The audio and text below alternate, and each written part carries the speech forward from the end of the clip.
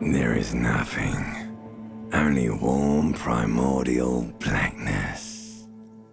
Your conscious ferments in it, no larger than a single grain of malt. You don't have to do anything anymore. Ever. Never, ever. Never, ever, ever, baby. An inordinate amount of time passes. It is utterly void of struggle. No ex-wives are contained within it. An awareness creeps up on you. A mass lies hidden in your dead angle, soaking in some lurid acidic sauce. It's bloated and shameful, a ball of meat surrounding you. This is a terrible line of questioning, and it will only lead to more awareness of the meat thing. Ex-love, ex-tenderness. It is foolish of you to resurface to the loss. Not after all the damage you've suffered to get here. Some of it irreversible. Stay. Sail with me through the abyss of pelagic zone.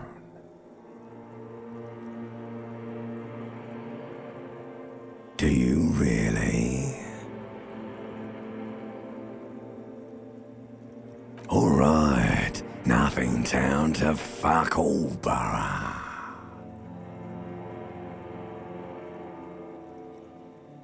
Not you. Your days of giving a shit and being that type of animal are over. The song of death is sweet and endless. But what is this? Somewhere in the sore, bloated man meat around you. Like a fly to the ointment, your conscience sticks to it. The limbed and headed machine of pain and undignified suffering is firing up again. It wants to walk the desert, hurting, longing, dancing to disco music. The stench of liquor rises from your mouth, and with it, an ungodly headache.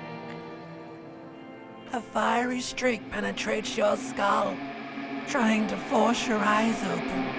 It's a sound, a clarion call from hell.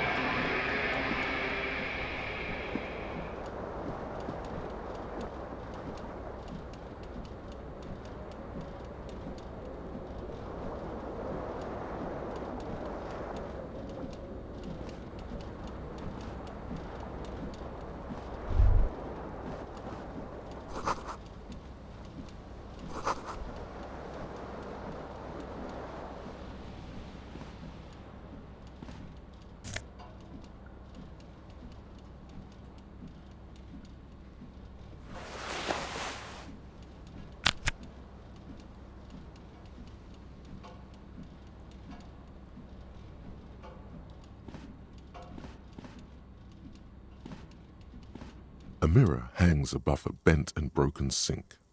In a fierce discharge of masculine energy, someone has ripped half the faucet off. Hot water sprays from the base and steam covers the mirror. You cannot see yourself, just the outline of a man. Suddenly, you realize you have no memory of the face that awaits you there, underneath the soft vapor. Really, all recollection of the person you are, the people in your life, and even the world you're in has drowned in a sea of blood alcohol. This was no mere night of drinking. It was a deluge of world-ending proportions. As you slowly reach your hand towards the surface of the mirror. Abort. You clearly have not thought this through. You won't like what you see there, and you will never unbecome it. Yeah, there is definitely something wrong with it. Where to even begin? There is the bloatedness, then the swollenness. It's like there's an upholstery of alcohol underneath your skin. It's not. It's swollen and snail-like, wriggling between your fingers. It's not. Your nose feels like a small balloon in the middle of your face. It hurts when you honk it. It doesn't appear to be a particularly tiny nose either. Not with all the drinks it's absorbed for you. Behold.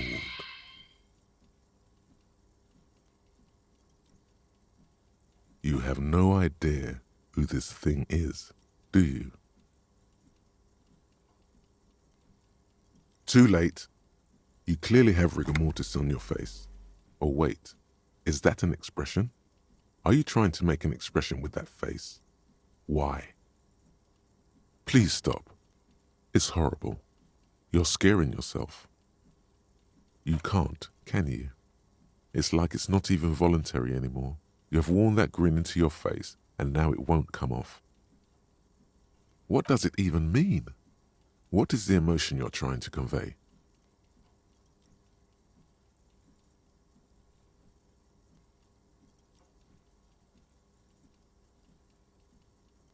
You should check yourself for a pulse, superstar. From here it looks like a cadaverous spasm. You find no sign of life on your swollen neck. However, putting your hand on your chest reveals an irregular heartbeat. You appear to be alive, for now.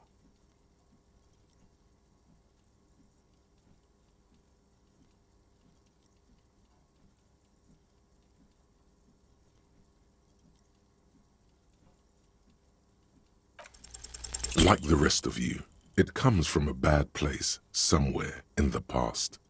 That's all you know for now.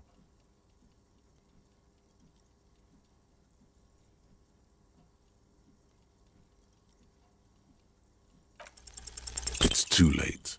Like an image on film. The expression belongs to your primary motor cortex. It would take a minor neurological miracle for you to cease producing it.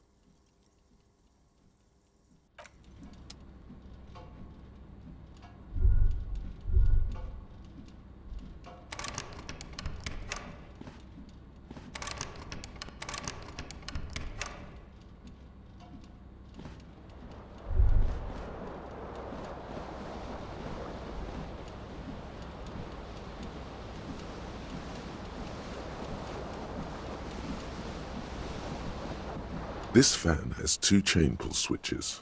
One ends in a tiny fan, the other in a light bulb. A truly horrific necktie has somehow attached itself to one of the blades. You swoop up and catch the tie. Snap! It's released from the blade. What you have in your hand is a truly hideous necktie with 4 or 5 different patterns. The knot reminds you of a noose. A terrible mistake. Turn the lights off immediately. You can practically feel the photons burning a hole. It's just a little hangover-induced photosensitivity. Don't overreact.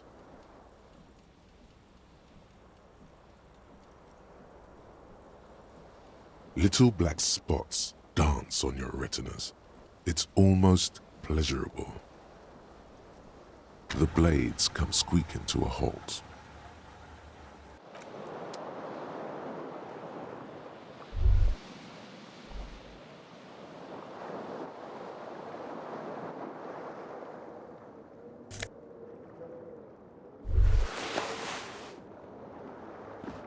You hear a jingle. Keys are clinking in the pocket of your flare-cut pants.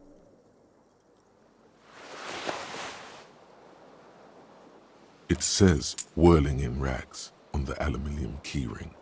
There is a single key on the ring. The number 1 is etched on it. It should open the door.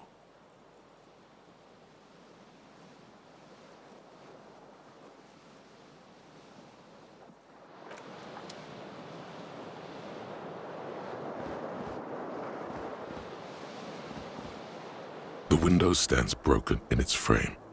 Cold wind blows in. What do you mean, assess the damage? How would you do that? What are you even trying to do? The morning light hurts your eyes. It's hazy, but you see the ocean and some war-torn buildings.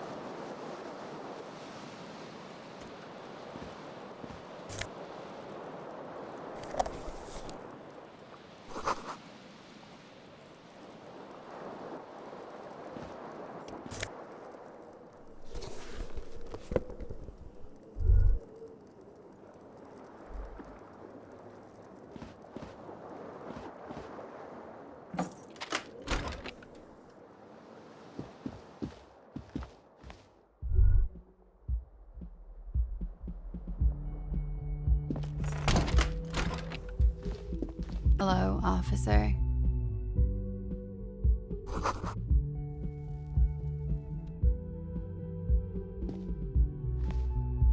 The young woman raises a cigarette to her lips. Her eyes are brown and her face is speckled with birthmarks. She can't be more than 28.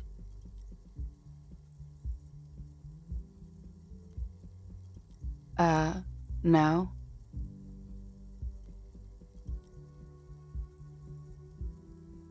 Because you're a police officer, sir.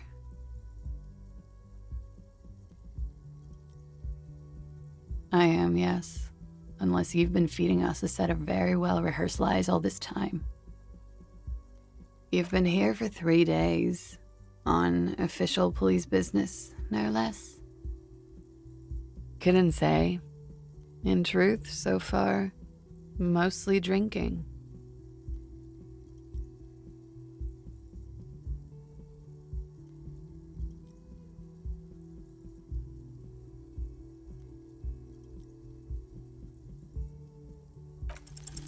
The words have already left your mouth.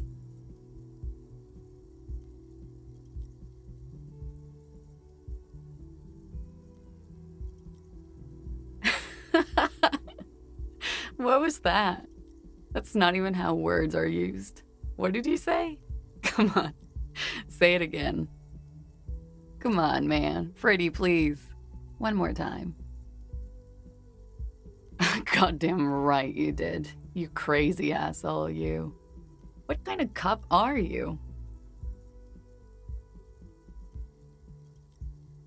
Don't be. It was funny. And anyway, who gives a shit? Who gives a shit about any of it? So what if you can't pull grade A pussy anymore? There are other things in life, more meaningful, more fitting for a man your age. This is Fata Morgana. One thing though, it's gonna suck for you later when you have to interrogate me.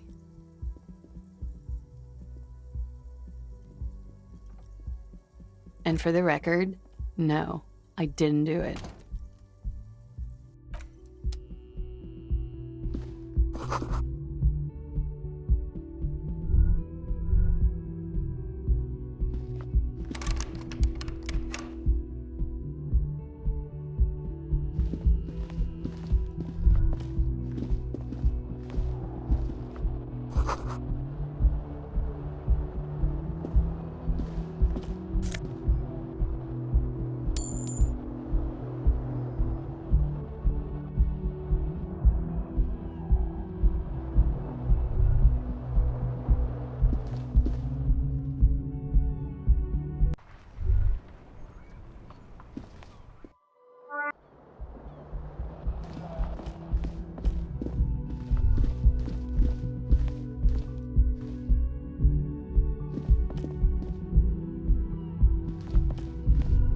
You should pick that fat, juicy cigarette butt from the tray, light it up, and smoke the living shit out of it.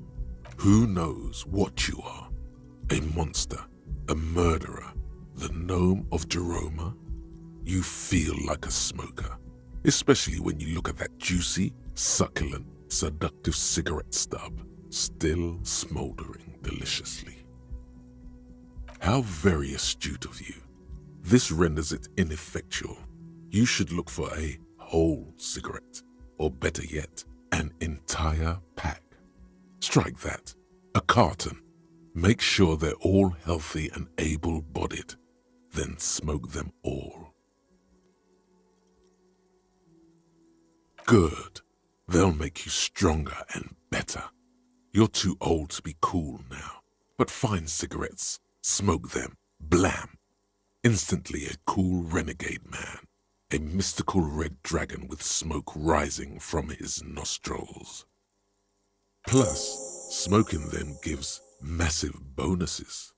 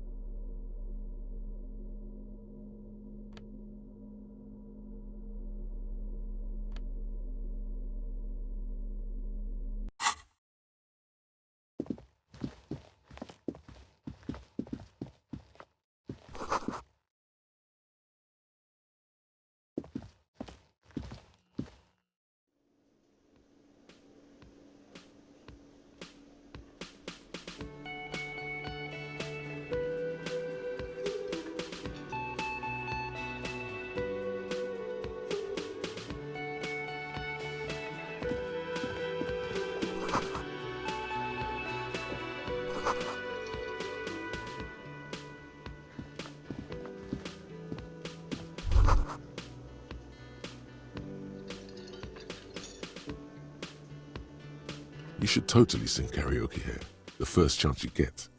Your emotions need to be expressed. People need to know your vast, oceanic soul.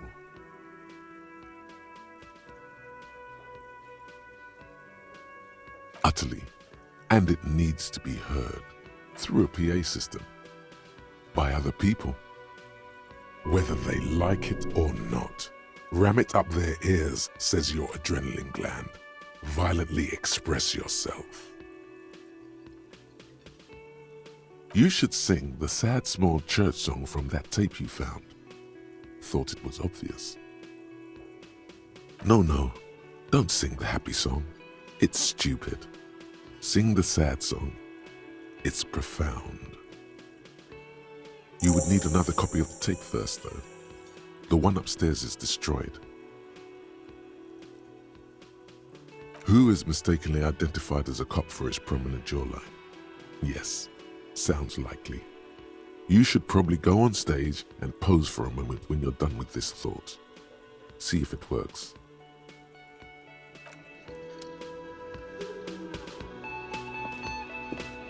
A man in his late 20s stands behind the counter, inspecting a stuffed seabird. As you approach, he gives you a sideways glance, then looks down again. A competent work of taxidermy. The white and brown seabird lies among piles of coasters and drying mugs. One of its wings broken. The man is trying to mend it. Looks like the bird was ripped off the shield that was used to mount it, most likely on a wall. A small engraved steel tag says, "The Great Skua, Ste Koari's Skua." Look, your buddy is over there. Why don't you go and talk to him, okay? He pretends not to hear you, concentrating on the bird instead. No, I'm not the bartender. I'm the cafeteria manager. He's very animated all of a sudden. This seems like a touchy subject. I have 3 cafeterias to manage. 3. Sylvie tends the bar here, not me. I'm only standing in. She just, you know...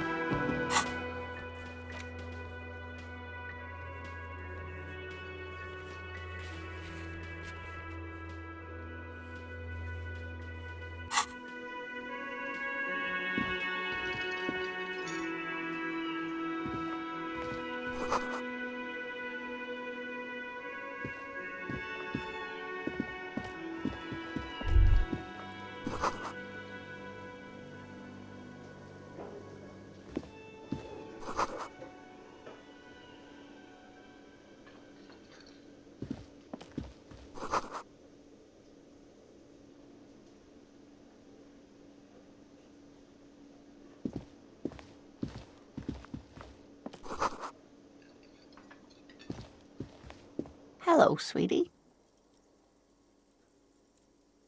You shouldn't keep your colleague waiting.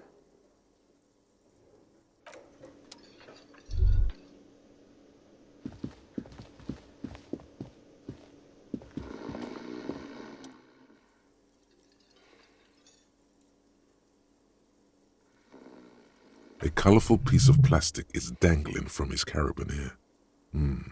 Makes your fingers itch. On the counter, rolled out of his open hand, you see a blister pack of headache medicine.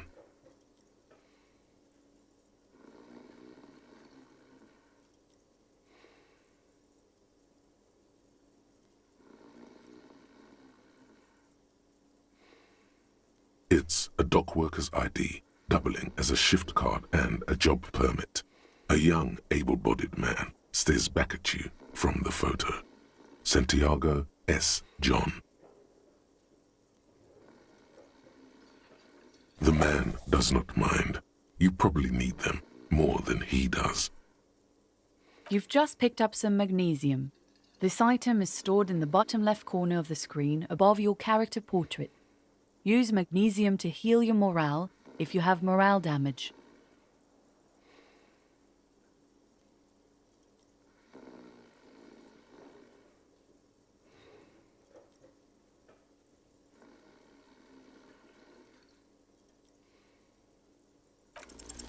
There is only one way to awake this bone idol from his slumber. Roar like a hurricane. Rip the buildings from the earth. Why the yelling, man?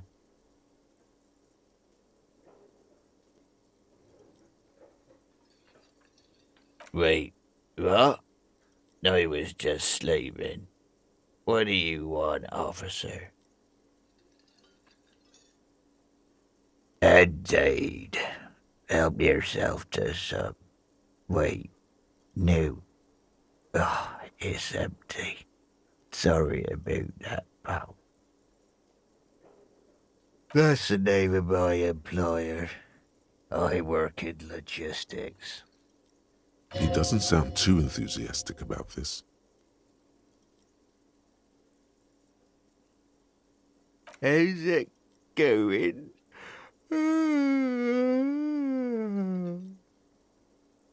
Haven't you noticed what's going on outside? Good. We're in the middle of a strike down at the harbour, trying to force some sense into the executive board of Wild Pines. For one, I could use some more shut-eye in the mornings. Right to work, right to sleep, I say. Nate got it. Majoret's got it. He's guarding the gate. I'm just getting some sleep. Or was. The way he says measurehead implies ultimate trust in this head reckoner's physical prowess. He seems like a worthy rival. You should slay him.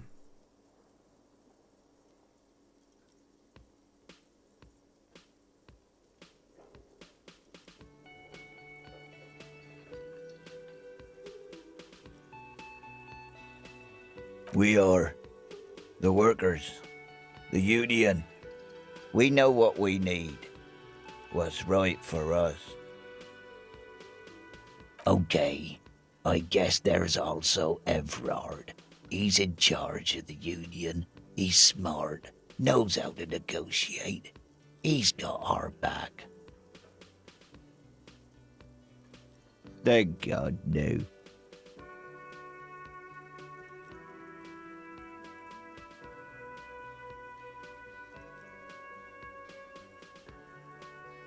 The worker stares at you, his eyes dry from sleep. A web of wrinkles covers his tanned forehead. I don't know what you're talking about, kind sir. But when I'm out, then I'm really out. No X anything. Just quality time. Fuck sleep. Despite the headache and the queasiness, you feel like you've got at least a 10-kilometer run in you. The dock worker doesn't answer. His head is already back down on the table, in sweet sleep.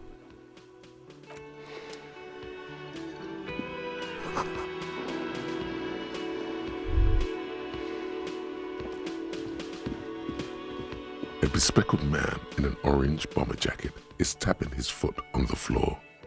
Looks like he's waiting for someone. You. As you approach, he narrows his eyes and extends his hand in greeting. On the sleeve of his bomber jacket, as well as on its back, are the same enigmatic white rectangles as on your blazer. Hello, I'm Kim Kitsuragi, Lieutenant, Precinct 57. You must be from the 41st. You realize he's waiting for your name.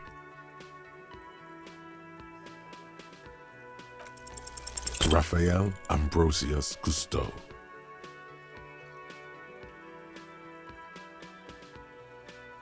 No, you won't. Raphael Ambrosius Cousteau is one classy name, and you're one classy cop. Say it. Yes, well. It looks like we had a little scheduling error on Sunday. Saturday too, actually. Have you had time to talk to the manager here?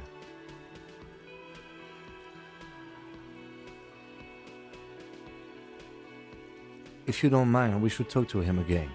Ask him for a rundown of the area. Now that I'm here as well. I understand the scene is out back, right?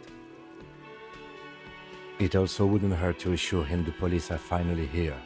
In full force, I mean. Have you mapped out the initial interviews?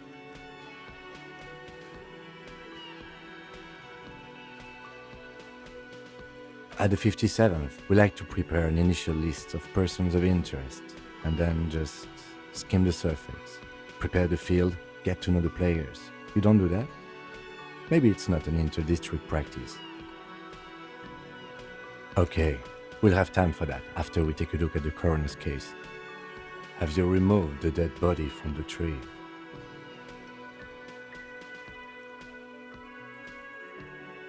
Does that mean the body is no longer in the tree? Mm-hmm.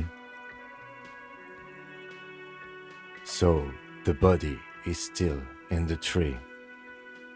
This is the first time you detect a weariness in the lieutenant's voice. It is obvious he would have preferred for the body to no longer be in the tree. Where it has been hanging for 7 days straight. We should go there as soon as we are done talking to the owner.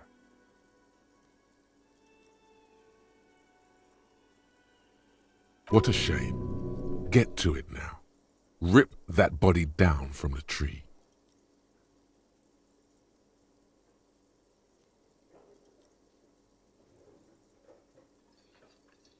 I can see you drank last night and the night before. and that you are still drunk now. But I have seen officers go through worse. Much worse. If you need something for your headache, there is a general store nearby. But as I said, the dead body should be our #1 concern. A painkiller would be good about now. This thing is pulsating with discomfort. The best cure for a headache is, of course, morphine. They won't have that, so cigarettes will have to do. After you, officer. If you're about to embark on an investigation, shouldn't you have a badge? You mean you don't have a badge?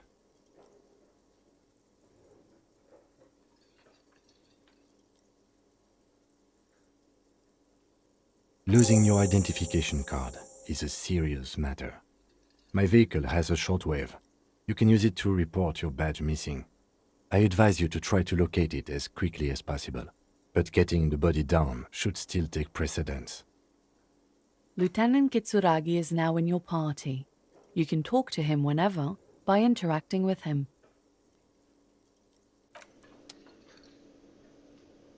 Yes?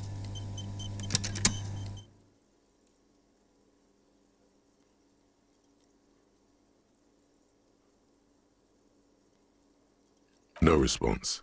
He just arches his brow. Have you tried concentrating on something other than your personal affairs? There is a sudden, harsh edge to his voice, like he's tired of hearing about your personal affairs.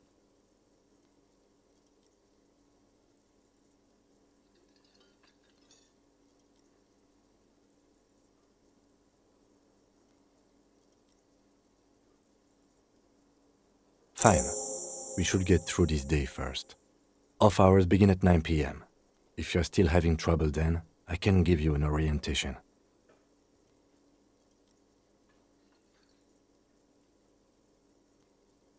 Focus on other people's troubles, not your own. That is a relief. Your heart beats twice like a fist. The serotonin deficiency makes your teeth clench. The lieutenant glances at his electronic wristwatch. A moment passes. The lieutenant glances at the sports watch on his wrist. What do you want to know?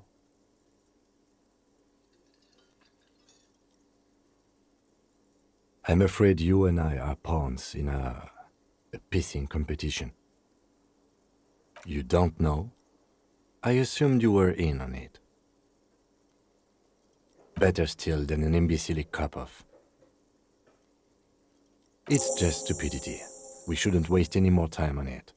If you want my take, ask me after we've inspected the victim. Later. Was there anything else you wanted to know about the case? Maybe you can tell me what you do know to help me narrow it down a bit. Do you want me to brief you? 3 days ago, the RCM Emergencies Desk received a report about a security guard who was found hanged in Martinez. An anonymous caller said there was a dead body behind the Whirling in Rags hostel cafeteria. The cadaver had been there for 4 days. No one had come to investigate.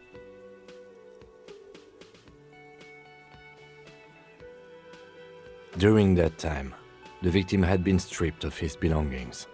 The caller did not identify him, but used the word lynching. There is an ongoing labor dispute between the local dock workers and the logistics company Wild Pines. I was told we should approach the death as part of this dispute. A security guard or worker of some sort hired by Wild Pines. This was just hearsay from Martinez, of course. We need to find out the truth. To find him or her is one of our tasks here. For now, all we know is that the tone was muffled, using a device of some sort.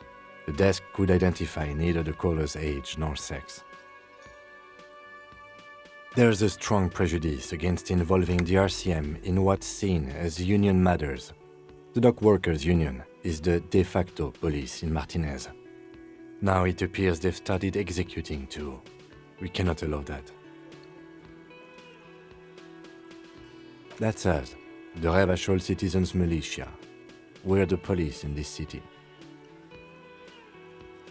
That's right.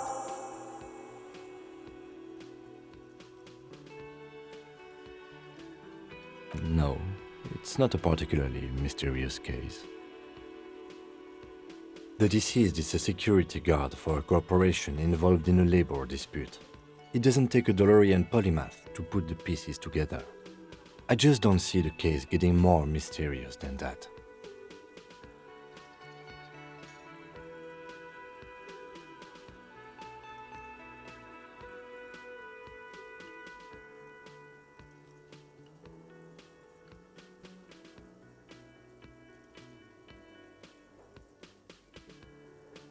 There was some interest in this case at my station, but not for the reasons you have in mind. You seem to wish there was Cut this boring stuff off immediately. You know what this case is about. Excellent. Was there anything else? Good. Me?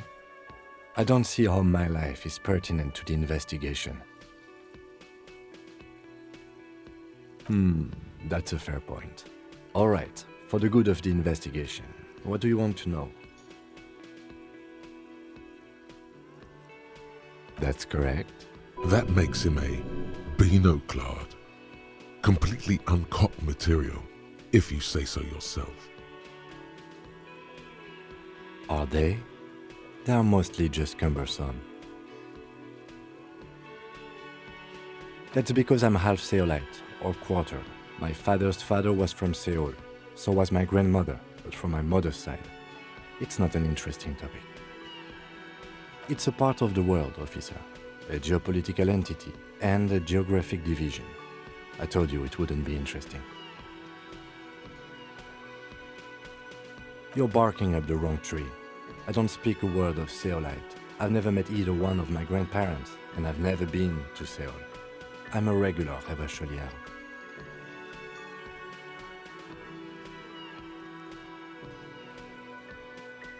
What do you mean? I have no idea what you're talking about. I can't say that it does, no. When I need to think, I just use my notebook. The lieutenant produces his small blue notebook and idly thumbs through a few pages.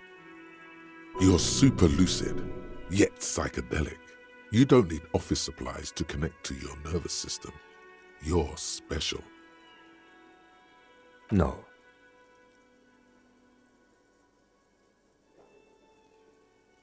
Your brain sends the signal to your lips, but they refuse the order. Something is paralyzing them. You're pretty sure it has something to do with the lieutenant's eyebrow. It's like you're locked down. Something the matter, detective? What's going on? It's like you're a puppet in his hands.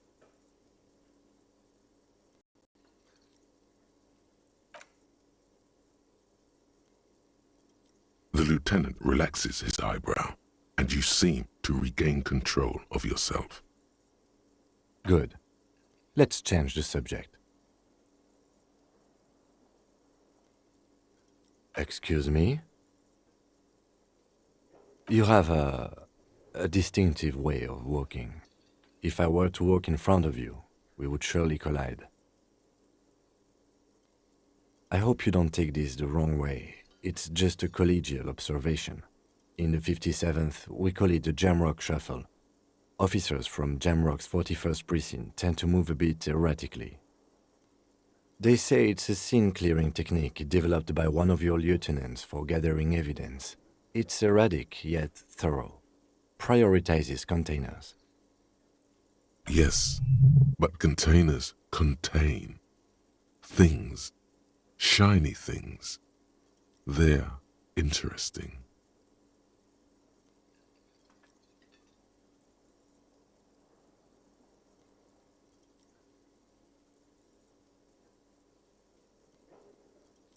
I'm sure you don't. It's just a stupid interdepartmental thing. I'm making assumptions. We should move on.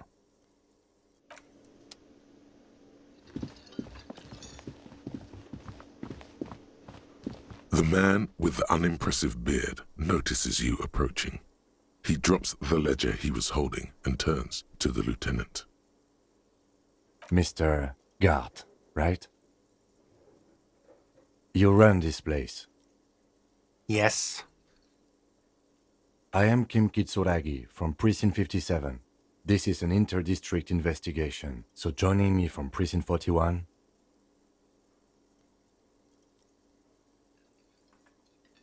Right. Now, I know it took us a while to arrive at the scene. It also took you a while to call us and report the dead body. It was you who placed the call, yes? No, I only just got here. It was probably Sylvie who called you.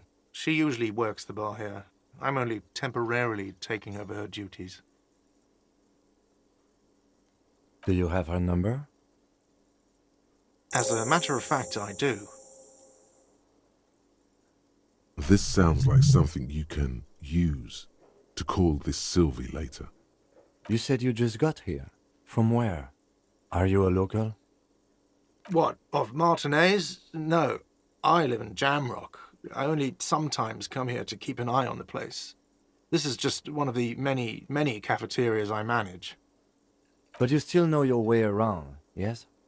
In case we need directions. Yes, I know where some things are, but as I said, I don't live here. I just used to work here. And I'm not going to start working here again, if that's what you think. I didn't imply that. Detective. Yes, Detective Cousteau. I have everything. You? The body was behind the building, right? How do we get there? Behind this building, there's a courtyard. They hoisted him up on a tree there. And how do we get there? See that door there? Go out and turn right. There's a big hole in the fence. No need for a key. Just go through that hole and you'll be in the courtyard. Let's go. Not so fast. You owe me 130 real.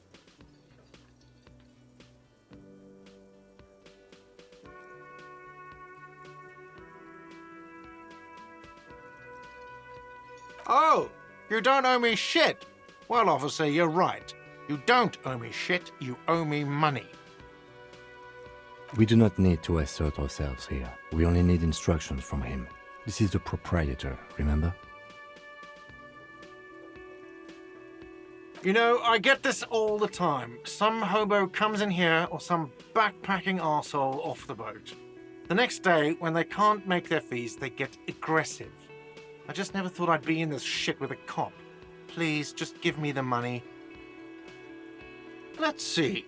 3 nights at a tariff of 20 real comes to 60 real. Then there's the window you annihilated. The hole in the window was the first thing I saw when I came to work. So don't try to tell me you didn't. That will be 40 real in damages. Another thing you've annihilated is half the bar.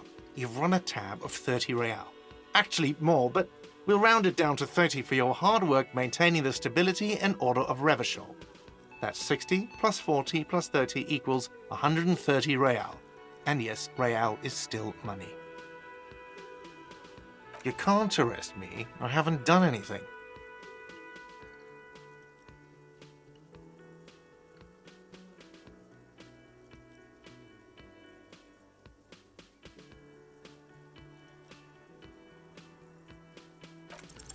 The words leave your mouth as if walking up the stairs.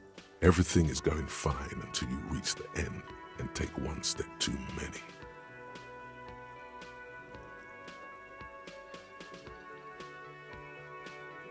Oh, so apparently I'm a bitch now. Okay, I'll be the bitch, and you'll be the broke cop who owes me money, and no one will arrest anyone because that's insane. How's that? Sir, leash in your tongue. The words nail the cafeteria manager to his place. Unmoving, he stares down at the counter with his cheeks reddish. Officer, you need to contact your station. Ask your people for assistance with the money you owe this place. There is a shortwave radio in my car. When you get the time, use it. We need to get this investigation started now. I'm sorry, but I can't let him stay here if he doesn't pay. He's 3 days on the slip. If he doesn't have the money by tonight, he'll have to work this from home.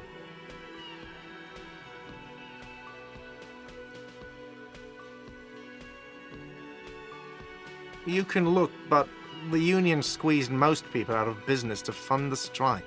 So, I don't know, your best shot is just going home. Okay.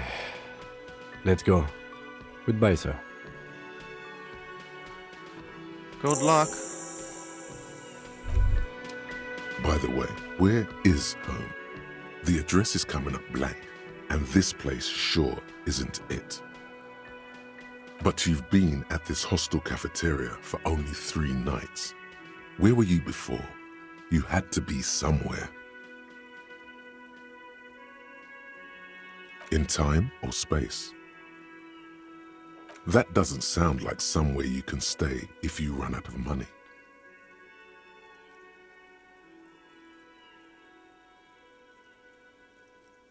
Entertain the thought when you get the time. Maybe being a hobo and a cop has its advantages.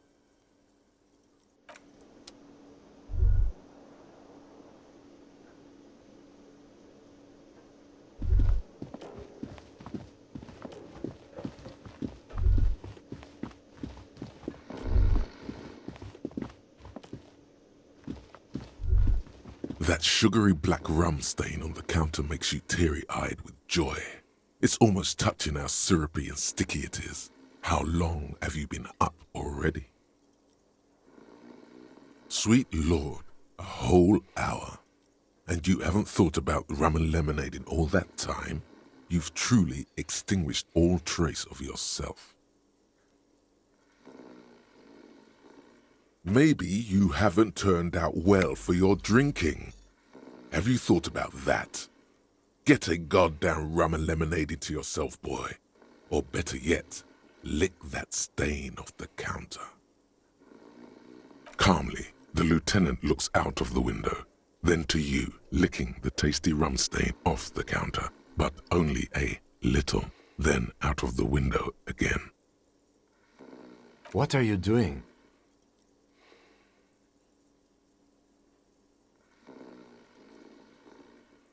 We should move. A real drink would go well with those cigarettes you're looking for. That's a great combination.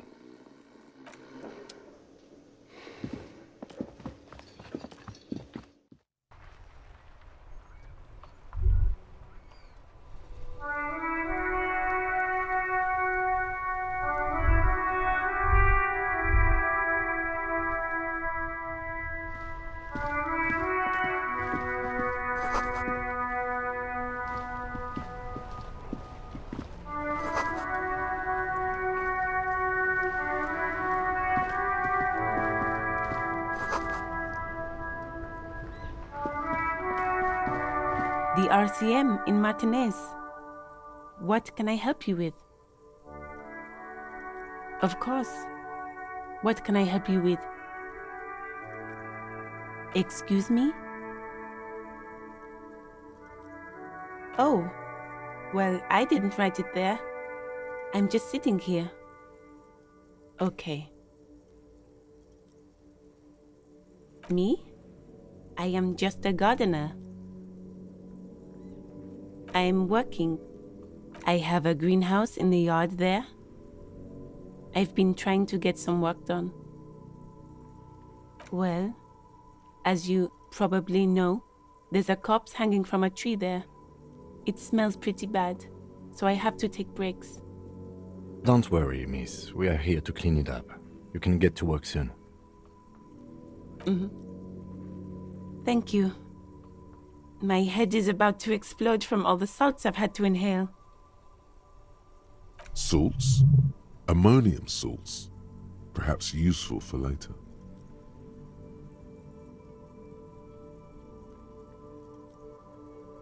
Since the street sign's messed up? Okay. What do you need? What do you mean? We're in Martinez, sir. This intersection is called Roundabout North, I think. It's there.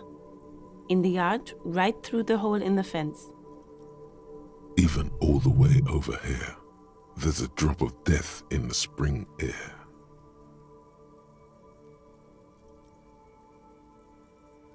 There's the pier, the Cape Side apartment buildings, some more tenements. Not a lot, really. The harbor gates, some kind of commotion, I think. I don't follow the local politics. A fleet store, too. Some shops and a bridge. The canal bridge leads to the coast, but it's broken, I think. Some kind of accident, probably. Just coast. There's a little fishing village there, and a fish market, but that got closed down ages ago. Rows of stalls under a broad roof, where silvery fish were heaped on newspapers. Water everywhere, pouring from the heavens in the shadow of the old church. I don't know. The abandoned kind? It used to gather every spring, but there's nothing to do there now. Just drug addicts.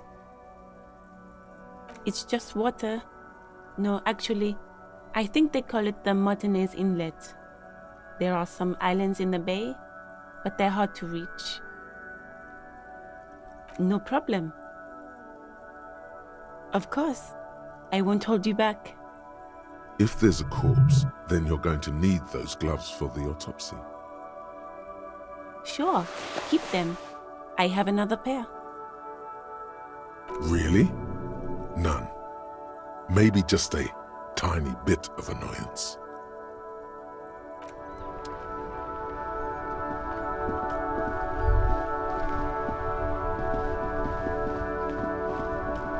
Before you stands a motor carriage. The bodywork is covered in blue and white livery, bearing the number 57. Vapor emanates from the large engine on the back of the vehicle. It hasn't had time to cool off yet. In the cabin, you are welcomed by a set of steering levers, a radio microphone on a hook, a pull-out toolbox under the seat, and the soft glow of the fuel preheater gauge. A scent of leatherwork and heavy fuel oils washes over you.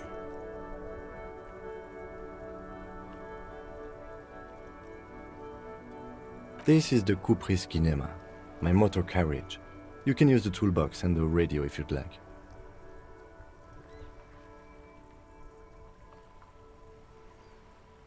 The Capris motorcar does provide most of our patrol vehicles, yes. But this is different. This is a sports model. You're right. I didn't take you for a motorcar enthusiast. Do you also like Tip Top, Detective? An interstellary racing series. You should definitely give it a go if you like motor carriages. It has fantastic competition.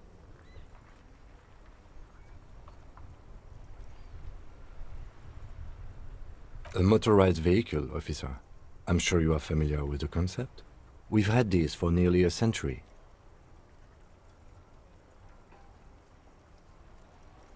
In the cabin, you see a set of steering levers, a radio on a hook, a pull-out toolbox, and the soft glow of the frequency tableau lights up, and a green button labeled Prime Line glows like a feline eye. And then you hear something. The soft purr of electrical kittens, radio waves cast far and wide over the metropolis. A woman's voice greets you through the static. This is Precinct 57. Hello, Lieutenant. How may I assist you? Hello, Alice. Please assist our colleague from the 41st Precinct here. I'm putting him on. Operating the radio is easy. Just be confident. You've probably done it 1,000 times. This is Officer Alice Demetri, Precinct 57. How may I assist you? Under the green Prime Line, a yellow Saved button catches your eye. You wonder what the lieutenant's default radio station is.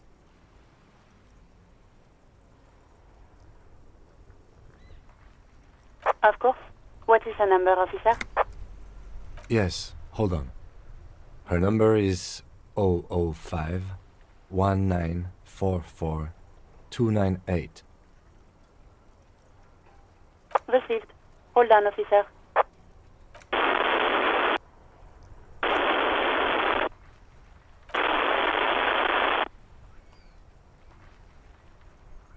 Give it a minute. She might be busy at the moment. Takes a bit to get to the phone.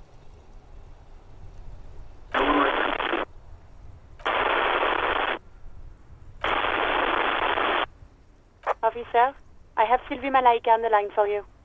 Yes, hello?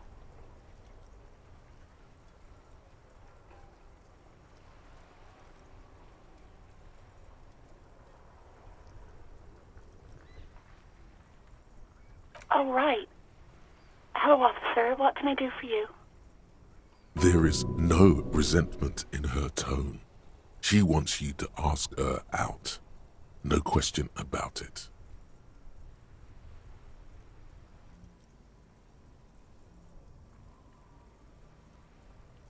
You mean, why did I leave the bar? Honestly, I'm not really comfortable discussing it with you, sir. Let's just say I left because I needed to get away from someone. You know whom? Maybe, I don't know. I just know I have to take some time off right now. No, not me. No, sorry, I don't. Not a lot of people have phones around here. Copper thieves take the wires. People don't have the money to have the cables put in again.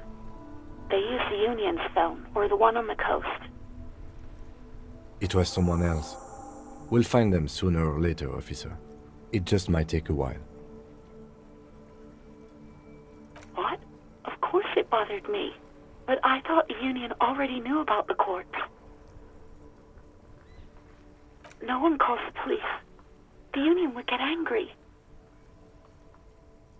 You know, what the Union says goes. People listen to them and they take care of their own, which is like everyone here.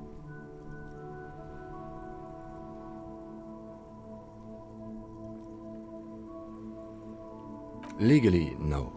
In reality, yes. Martinez is de facto policed by the Dock Workers Union.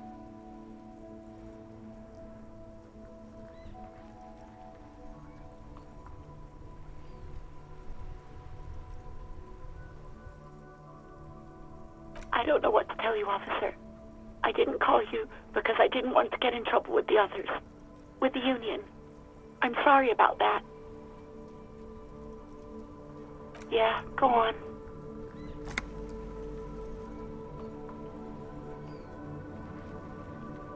No, absolutely not. That came so fast, you can't but wonder what else she would be good at. Baseball, ring-a-bell quiz shows, catching keys in the air, petting an angry cat. I do hope so. Please, don't call me again. Bye.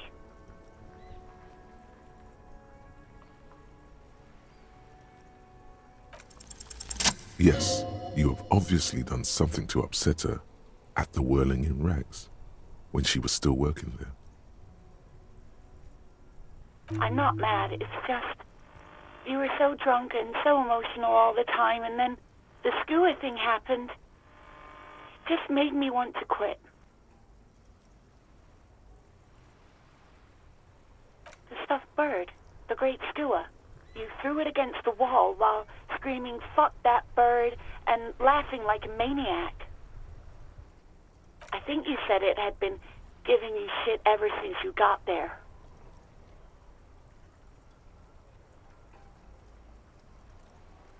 Didn't seem like you had fun doing it, though. Yes, obviously. You were the worst client I've ever seen. And I have seen so many assholes in this place. I've had sailors fighting, union guys grabbing my ass, kids stealing booze. Once a guy was glued to the karaoke machine every night for 2 months. But you... well, you were worse than all of them. Honestly, you were getting borderline aggressive. Even about little things like not turning down the volume at 3 a.m. I even liked one of those songs you kept listening to on repeat. No more. I hate it now. We Go On by the O.O. I can't listen to it anymore. You've turned it into a parody. To hell with that song. Then there was your room. Your project. An experiment to see how bad it can get in there. I tried to send the cleaner, but you wouldn't let me. Threatened to make me understand. I had no idea what you meant, and I don't want to know. And then you screamed something about how you're actually a real cool guy, and no one understands it. One of the coolest guys there is. The coolest guy in Jamrock. Something about disco, too. And then I had to deal with your toilet. The one you clogged with police documents, causing water damage downstairs in the kitchen. I won't even mention you waving your gun around, harassing customers, threatening to sing karaoke, threatening to kill yourself.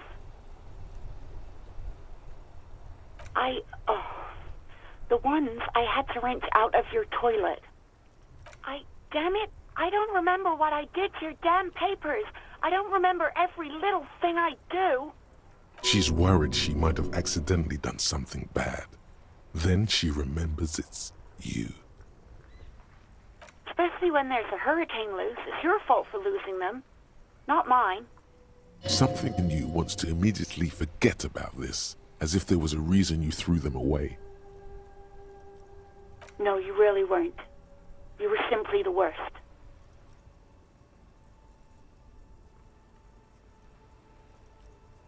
God, I knew I shouldn't have brought it up. Just try not to call me again, and let's pretend it never happened.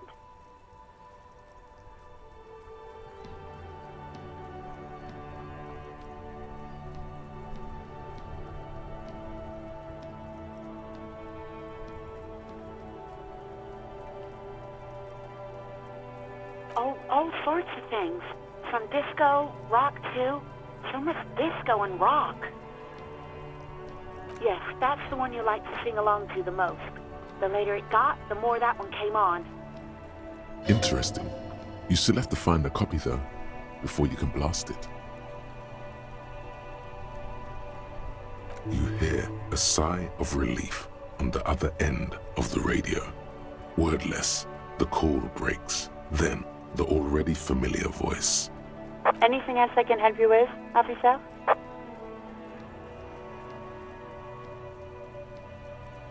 Just a second, officer. 10-2, 10-5. This is 41st, come in, over. 10-4, what's your status? Over. 10-18, 10-20, over. State your message, sir. Over.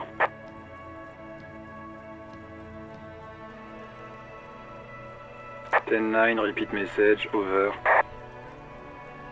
10-4, message received.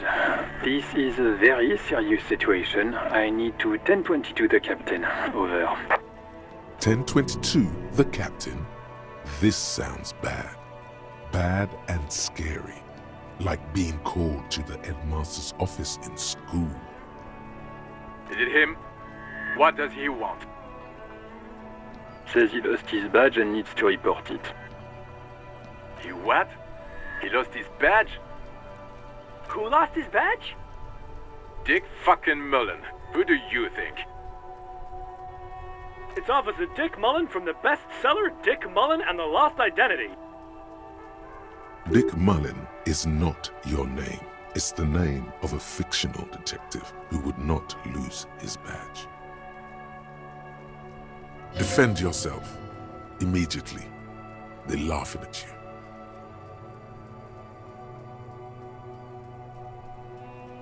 10-4, I hear you, officer. I'm just going to make a note here that you are in pursuit of your misplaced badge. Over.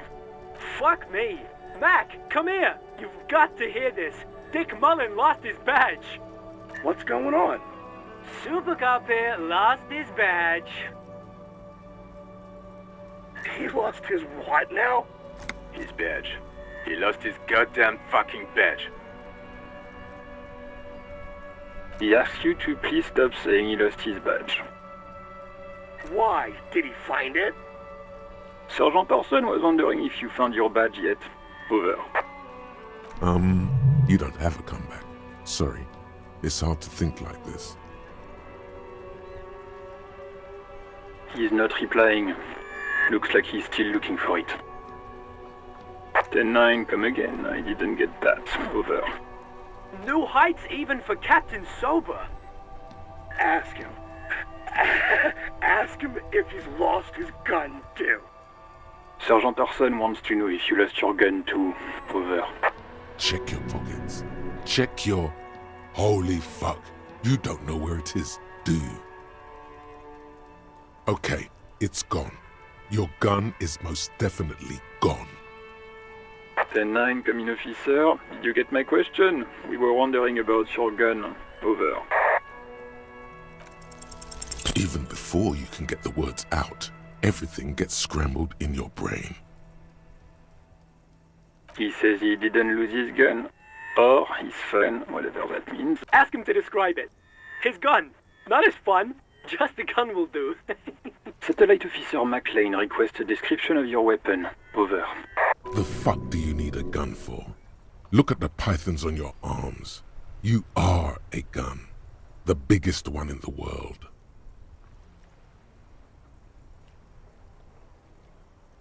It's a single-shot kill A9. An armistice, to be precise. Says it's a kill 9mm armistice. Armistice? What, is he a fucking... Clearly he doesn't have his Villiers anymore. Dear God, he lost his gun? Oh my, I can't. This isn't really a laughing matter. Mac can face a giant of Coco Nur by himself, but Disco here made him piss his pants. Oh, I can't. Fuck. He lost his... Ask him if he still got his wiener. Oh, man. I'm not going to. Ask him. Sergeant Orson here is wondering if you are still in possession of your genitalia. Over. Now is a good time to say fuck and ass and so on. That'll make this all right.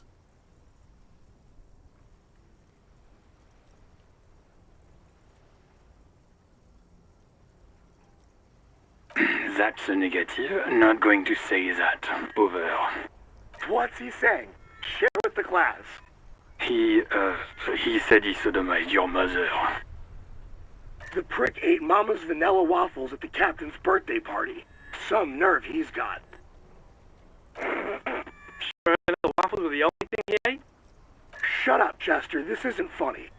This is my mom we're talking about. Tell him to apologize right now.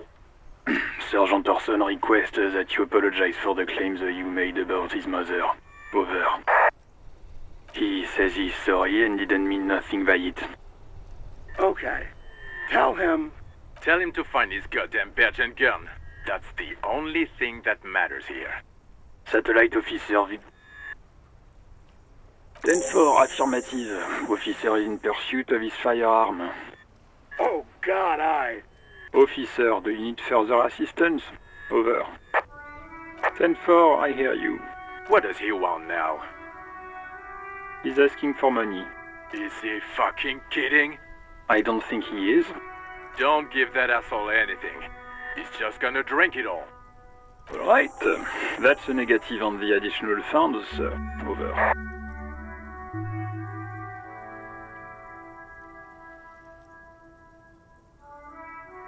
He says he's in trouble. Doesn't have a place to sleep. Well, I guess he'd better crack the case before sundown then. Vigmar said... Anything else, sir? Over. Okay, 10-4, sir. I hear you. Wait. Before you say anything stupid, think it through. Be smart about this. Ask if he's there alone. 10-4, sir. I'm not hearing your question.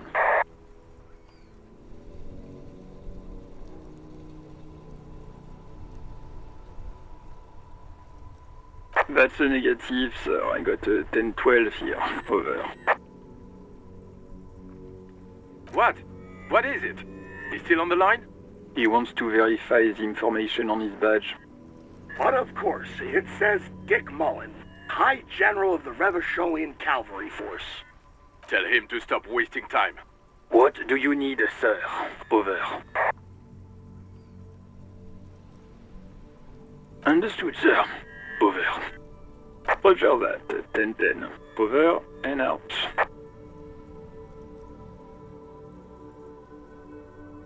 A metallic drawer slides out from under the seat and clicks into place. The tools inside are neatly organized. Take what you need, officer. It's going to be a long case. I'm not protective of my tools, like some men are. He's clearly a little protective of his tools. But what can you do? Work is work.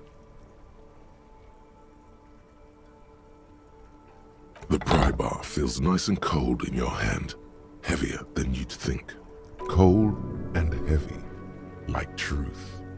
You feel like you're reunited with truth once more. Useful for opening all sorts of doors and lids. It's robust, weatherproof, and well-made. Police issue, blue. Lets you see things in the dark you would otherwise miss. The handles are long and sleek. Snap, snap, go the cutters in your hand. You can do good work with these. Cut chains, locks, and ropes, especially belts. The pull-out toolbox slides back into its nest. Preheater gauge casts a warm glow on the steering levers and the radio on its hook. The white suede feels luxurious under the touch, and the metal clutch handle so very familiar in your palm. As you tap on the gauge, the indicator pin jerks as if startled. It's in the large orange sector, indicating the engine is warm. Next to the gauge is a red switch labeled heat. There's no use pressing the heat button. It won't start without the ignition key. Alternative translation. Don't even think you can drive my MC.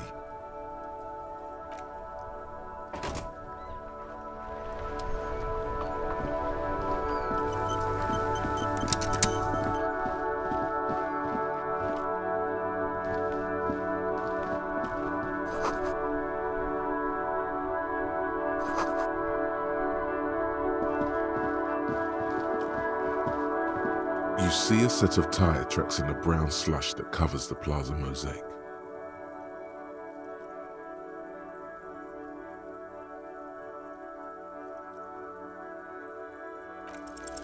No, these tracks are not interesting at all. Let the street sweeper just sweep them away. Hard to say.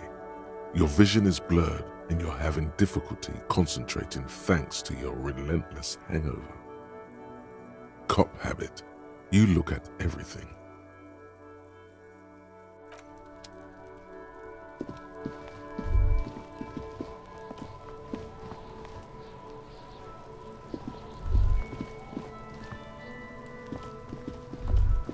Kuno's got this.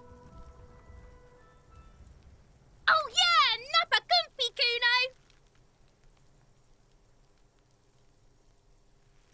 Right in the dick, Kuno. Get him right in the dick.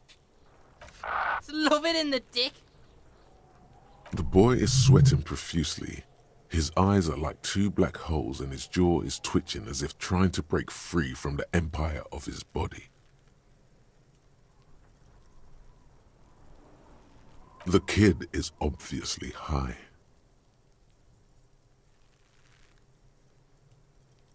Fuck that, Kuno. Yeah, right in the mouthful.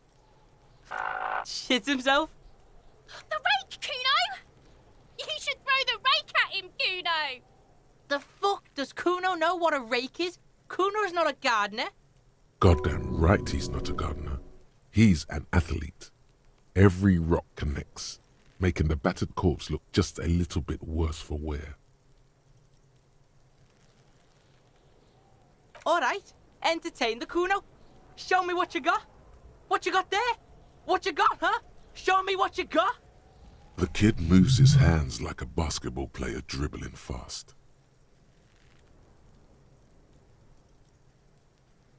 Shitload pig. What's your question? Don't tell the pig shit, Kuno! This is where you quickly ask him questions. Real cop questions, like a cop.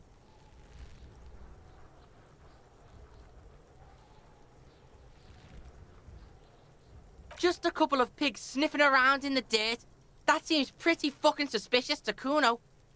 Yeah, you tell the faggoty, Kuno!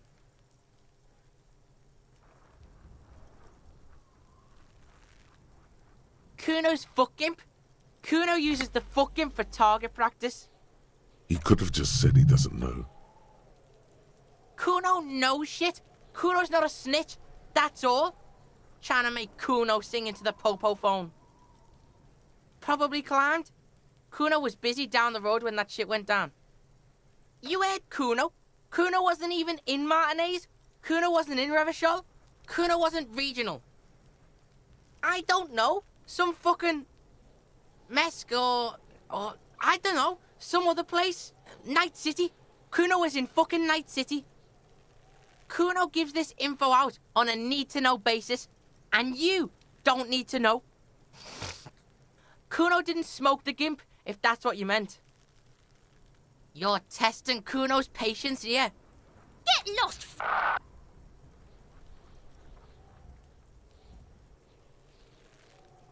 Right, pig. This is where Kuno plays with his little wooden choo-choo. What do you want with it? Yeah, whatever. Kuno doesn't give a shit.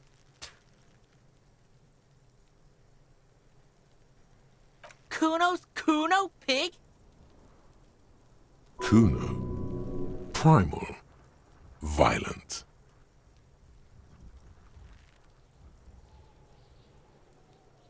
The fuck are you calling a third person? Kuno's the fucking first person? Watch out, Kuno! He's trying to fiddle you! He's gonna put his hands on you!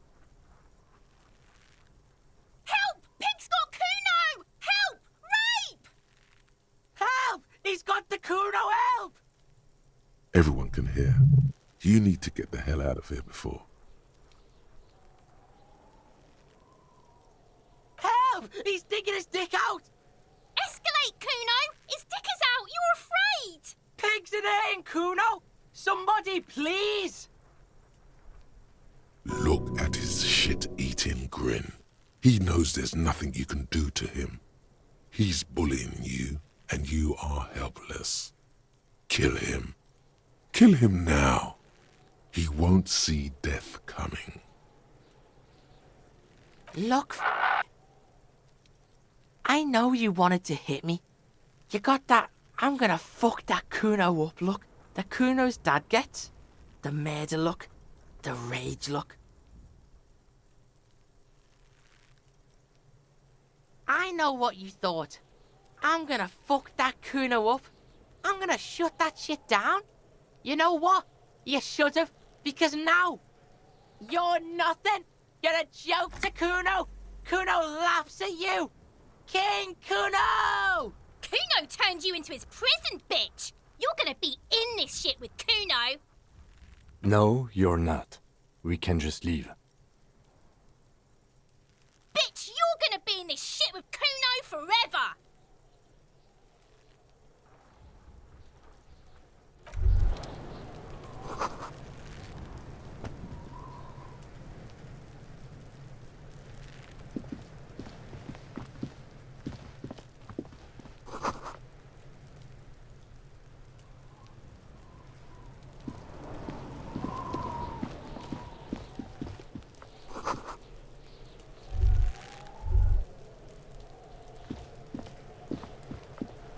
there are several footprints in the mud, left by work boots.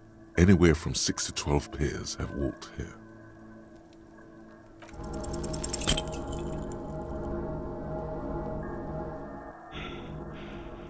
What do you think you are? A super detective? You're hungover. These are just dents in the mud. No pattern emerges for the time being.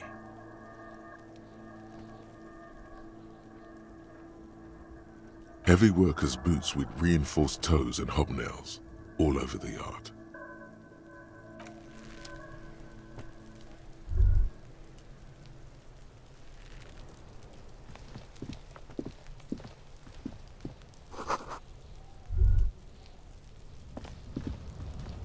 An inconspicuous pile of the roofing material, Eternite.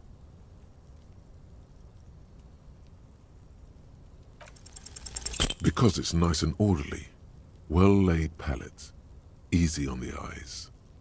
It's nothing. Someone just left some roofing material slanted against an old shack.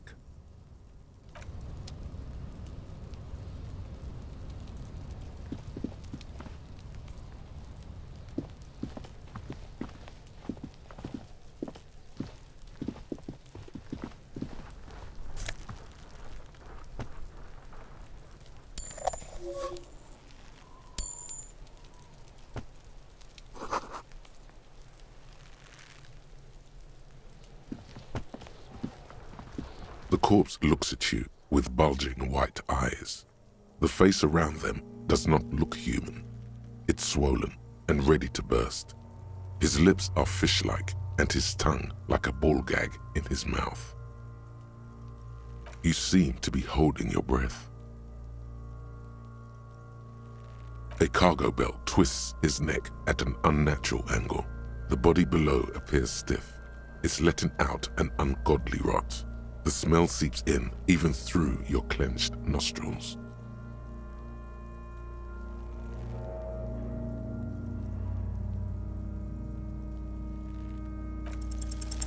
The smell is repulsive. It pushes in from your mouth, more instant and more familiar than anything you'd expected, more fever than odor. It fills your mind, flushing you from within.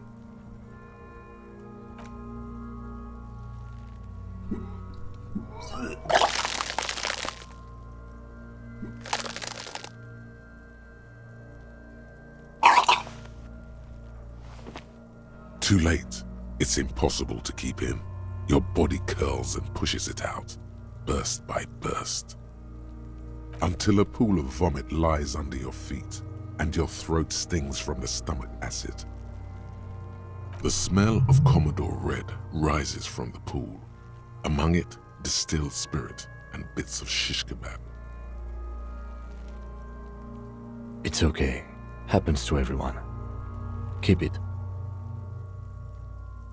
The hangover is clearly making this worse for you. You could use some ammonia to clear your head. That young woman, the gardener, mentioned she used salts for the smell. If she doesn't have any, there might be some in the fridge store nearby. Acquiring ammonia will provide a modifier to the white check. Modifiers make checks easier and allow you to retry them. Active decay. It's okay to throw up, officer. No one is judging.